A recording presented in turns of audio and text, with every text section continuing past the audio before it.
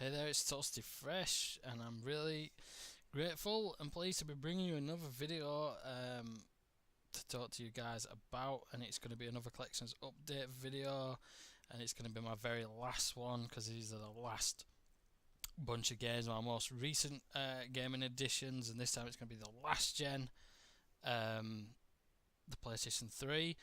And it's going to be two very classic games for the PlayStation 1 as well, which I'll show you after I've shown you the PlayStation 3 stuff. And I don't know when I'll be doing another collections video, so lap this one up because it's going to be the last one maybe for a while. I doubt I'll be buying any bundles of games anytime soon because I've got a bundle of joy of my own coming due in June. That's my second child, another girl, God help me. So really, I've not been focused on buying games, so I'm gonna have to find something else to ramble on at you guys about.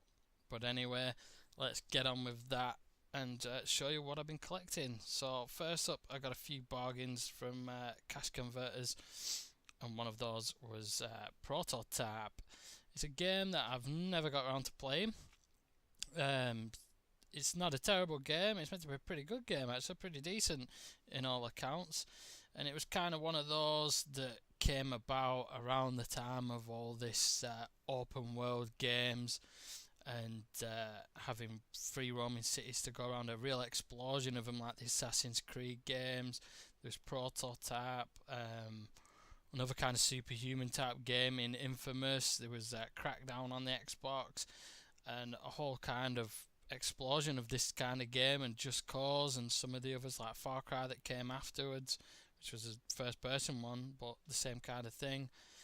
And I've just never got around to playing this one, so I thought, well, I might as well start from the beginning. I know there's been a sequel since then, and play this one made by Radical Entertainment, who did some of the Simpsons games, Hit and Run, which is another great open world kind of game, and I think they made Scarface as well, so they're not new to doing this kind of game, and that's complete, and it was 99p, so I thought it's got to be worth that surely, just to take a look at this game. I mean, some of the other games are still quite dear that I've not got around to buying yet, like Ridge Racer and things like that, some of the early PlayStation 3 games, so I thought that's got to be worth a look at. Next up, I got Arkham Asylum, which I've never played yet. I've never played any of these, but mainly something that kind of held me back on those is that I watched somebody playing them. It was when these games were first released, and I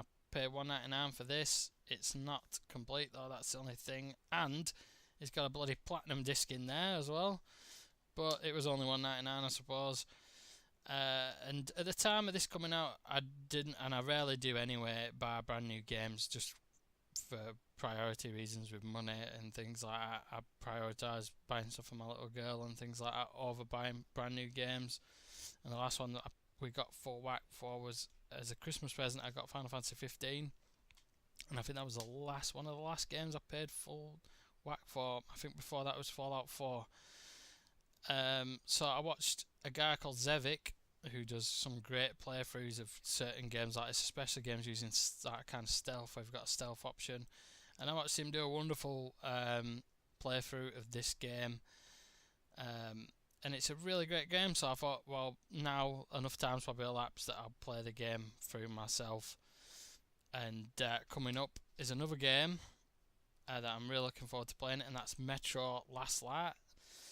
Again, the same YouTuber Zevik, I watched him playing through the first game, the first Metro game, and this was one of those games that again was kind of a sleeper hit and just came out of nowhere and ended up being a great little game, good story to it, and a great atmosphere and all kinds of things like that. And luckily enough, it managed to get itself momentum and got itself a sequel. Some games that have been great little games like that, they've kind of come out of left field a little bit, haven't been so lucky, like one that I can think off the top of my head is Enslaved, Odyssey to the West, and it's a real crying shame that that game's probably never going to get a sequel. The sequel kind of got canned due to lack of sales and things like that, but this game I'm really looking forward to playing. I've not even seen a Let's Play or anything on this game, so the story's not going to be totally new to me of what's happened after the events of the first game. And I really wanted to it was one of those games that, again, I was sorely tempted to go out and buy it brand new when it came out, and I just didn't end up doing. And that cost me $1.99 as well. But really looking forward to playing that one.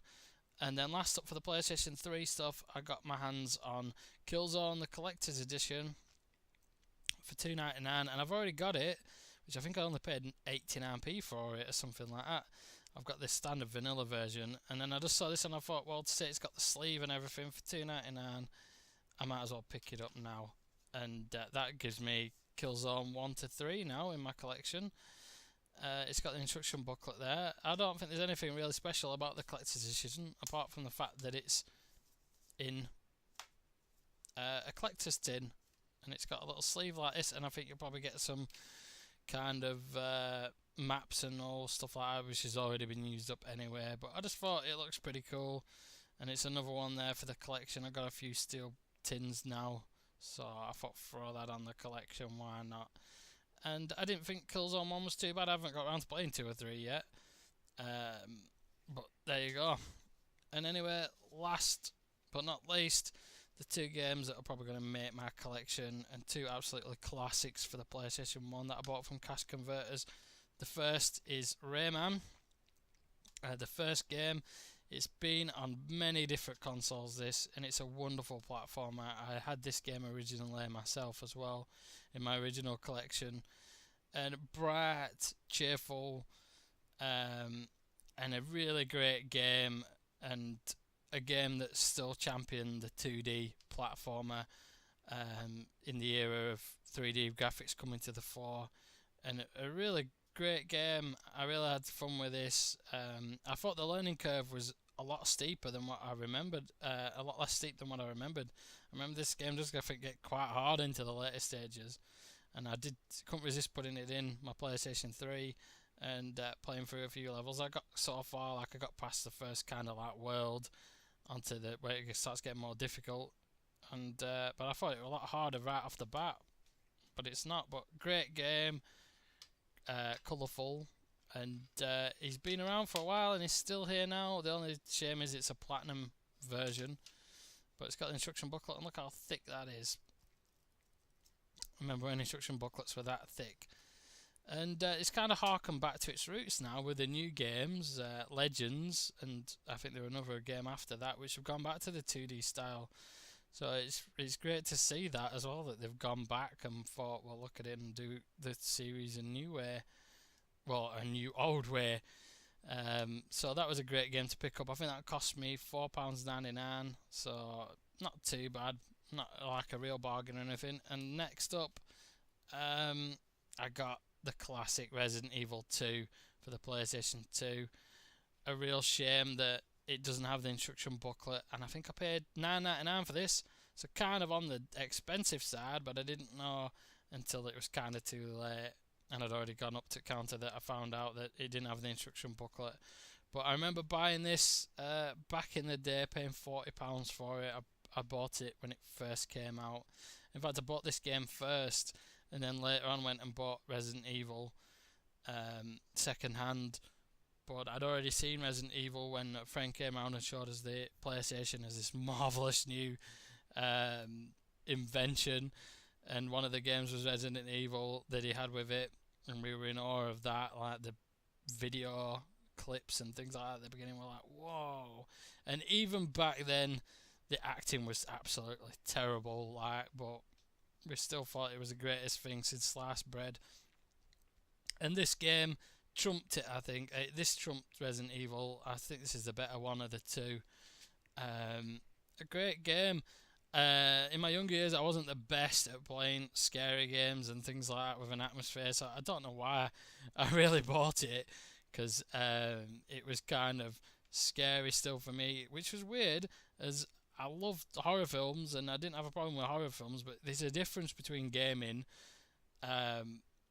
Games I find a lot scarier when it's a scary game than a film. I think it's the fact that you've got the participation, that you're controlling it. There's a bigger deal of immersion in it. I think that makes them a lot more scary. But it's an all-time classic, and I just had to pick it up. I left another game that was there, and I was going to go back for it. I forgot what it was now. I had some of the other games. I had Tekken 2, which I already had, and they had another game. Now that's it, Spider-Man, and I kind of left that, and I thought, oh, I'll go back and get it another time, and that had gone. That was £5 as well, and that was a great game I remember from the PlayStation 1 era. But those have got to be the games of the video for me. Two absolute classics and must-owns, I think, for the PlayStation 1. Even though I'm not the biggest fan of survival horror, and I don't have the same level of fondness as a lot of people do. A lot of people with the Resident Evil games are the best games on the PlayStation 1, bar none for them. I'm not quite got that kind of level of love, but I did own this game, and I do still have a kind of level of love for it. So it was great to get that one back in the collection. But there you go, that's what I've been collecting. I hope you guys have enjoyed seeing what I've added to the collection there. Some new stuff and some more recent stuff and some real classics there. We get to see your thoughts on some of those games, and I'll be back soon with some more videos, I'm sure. But that's it for the collecting side of things for now.